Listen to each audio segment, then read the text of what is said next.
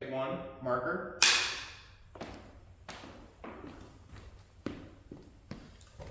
Who is Robert Jackson? Dr. Carter G. Woodson said, if you can control a man's thinking, you don't have to concern yourself with his action. When you determine what a man should think, you don't have to worry about what he would do.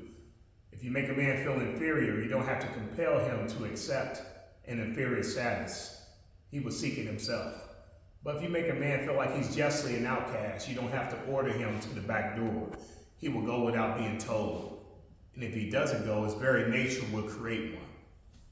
Who is Robert Jackson? Well, I really didn't know who I was growing up. Growing up in poverty, in one of the toughest neighborhoods in the Midwest, never knew my father, raised by all women, in a society where we're redlined, marginalized. I was told to pull myself up by the bootstraps, but I didn't have any. So I found myself as a kid lost, like many other Black and Hispanic males across the United States.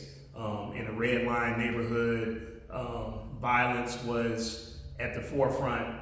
And that quote that I mentioned by Dr. Carter G. Woodson kind of described who I am and who I was growing up. I didn't know who I was.